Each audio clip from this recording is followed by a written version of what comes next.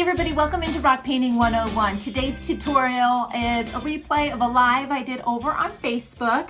I had had a bit too much coffee and so I was doing some finger painting. So I'm painting both of these in the video below. The technique we're using, no brush, just paint and our fingers and creating these fun heart rocks. So the design is really easy to replicate, no experience with painting necessary, and you can create these fun rocks. Here I have a couple more I can show you like these. So if you enjoyed the tutorial at any time, feel free to give it a big thumbs up. Don't forget to subscribe and let me know what you think in the comments below. Is this a technique you're gonna give a try? You don't even have to do hearts.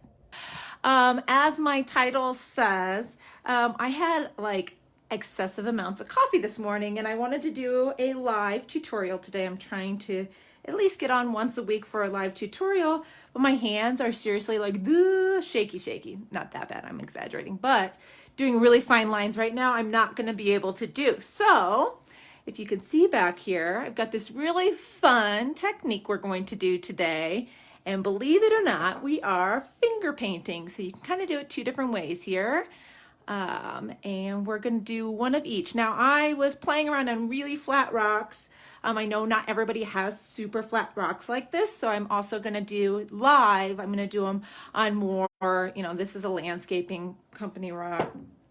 This is a Cap Quarriers one, but it's not super flat. It's still kind of more of a round consistency. Yes, you had 3 coffees today. I went out for breakfast with my kids, so I went a little bit overboard. I love my coffee, but man, I thought I'm gonna scribble if I try to do something like that. So this is perfect. And if you have less than steady hands, this is something that you can try anyway. So I've got some Post-it notes here. You guys know how much I love to use my Post-it notes. So we're gonna use this to make our heart template. So you're gonna fold in half, sticky part to sticky part. And see, I can't even fold my paper, you guys. I haven't overdone it on coffee like this in a long time. So we're gonna cut our heart, make sure your opening is on the outside. And if you can't freehand cut a heart out, you can trace it on here, it's not a big deal. So we're gonna just go in here and create, let's see, we're gonna do a heart inside. So I'm gonna start with it bigger and then we can cut it smaller for this smaller rock. So I'm just gonna cut and make sure part of what you're cutting is in that sticky area because it just kind of helps you. So we're gonna set the heart shape off to the side. We'll use that later. We're gonna use what's left here to create the heart on this rock. So we're gonna unfold it. Now this is just base coated with white acrylic paint. You can see it's just one little quick layer. This helps because it is possible to mess this up a little bit, especially since we're working on a not super flat rock. Let's make sure this heart, I went a little big maybe, fits on here. So we're gonna use the tackiness of our sticky spot there. And we're gonna have to kind of work our way on these edges a little bit to get it on there. I think I might've gone a little big, but it fits, okay? So just like that. Now we're gonna take, like it says, our finger, and I've got 3 colors back here. I have white, like a fuchsia kind of color, magenta color, and a dark teal back here. So I'm gonna go with white first, and I'm gonna use 1 finger for each color, and I'm just kind of gonna dab on the inside and along the edge, and you're gonna make sure you're just going up and down. And if you, like slow motion style, see when I go down, it's gonna use that edge. I'm gonna do this side of my heart first, just because I can hold that center. So I'm switching fingers now. I'm gonna go a little bit of my magenta. And I don't know if you guys have seen any of those balloon kiss style tutorials, but it's kind of the same look to it. So I'm gonna get a little bit of teal, and I'm gonna go right along the edge as well, like that. And I do wanna make sure I get my color to my edge since I have a white base coat. So now what I'm gonna do is I'm gonna swap or try to turn my rock here so that I can hold it with my left hand, because even with finger painting, my left hand probably wouldn't do very good. So again, right back into my paints. Just make sure you're going up and down as much as you can. That will help you from getting it underneath your edge. But that's also why we have the white base coat. We'll be able to touch up when we're done. I also have, that was a little heavy on that. We'll take some of that color over here. I do have some Q-tips over here. I'm gonna have the dark on the other side too, maybe. That we can take with a little water to clean up the edges as well. So let's get this over here. Boop. Okay, just like that. And I've just got a damp washcloth, one of my painter's rags over here. I'm just gonna wipe off my fingers real quick. And then we'll just peel this right up. And we have a couple areas where it's snuck underneath a little bit. So that's why I've got some Q-tips over here. You can go right onto there and kind of try to pick up the paint if it's still wet enough. If not, we're on white, so it's really easy to come back and touch this up.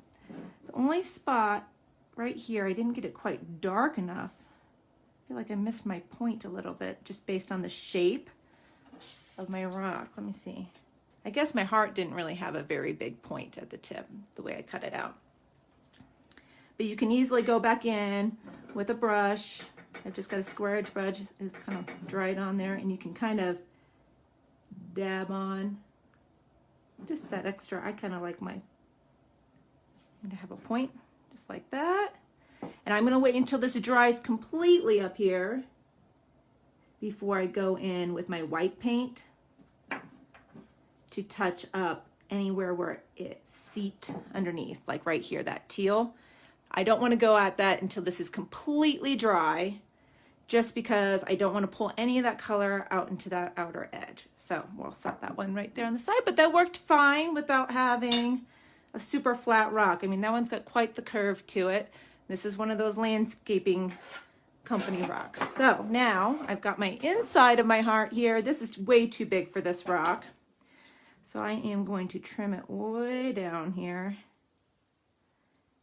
And we're going to do this one the opposite way. Do want to try to keep that little bit of stickiness to it if we can. Fit on there, just like that. Okay, so you find your spot where you want to stick it on there. And we're going to do the exact same thing except opposite. So we're going to kind of hold down our heart. This style is a little bit easier because you can kind of move around on the inside of your shape. And we're just going to start by dabbing our white. I like to do the white right along the edge there.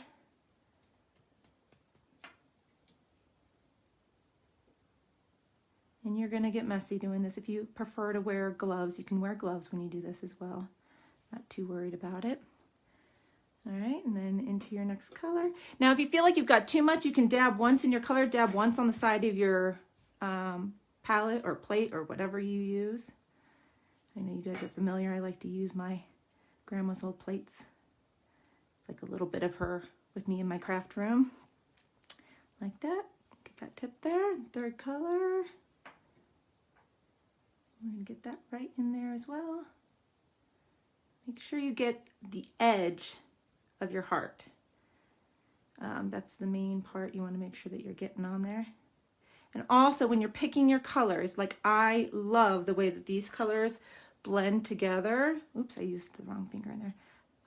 But I know that these colors turn into this beautiful purple when they blend. You wouldn't want to go in here with like orange and blue, which would turn into like a muddy brown color when they mix. Make sure you've got something that's going to mix and be pretty. All right, so I'm going to wipe off my fingers real quick. Oh, thanks, Donna. I got them for the Green Bay Packers and they lost. But that's okay. They had a great season. All right, so I'm going to peel this up like so, and then it leaves behind that really pretty heart. Now, if you have bleeding with this style, you could do this on a white base coated rock as well and do the same thing with here. You could come in and touch up with plain white underneath. You could also have a wet Q-tip standing by, or if you get a lot in there after the fact, you could always go back and paint it. That's what I did on this one back here, the first kind of one of my first attempts at it here. So I had some bleeding over the edge and it was right on the raw rock. So I went back with white and did a coat, and I'll probably do one more coat on top.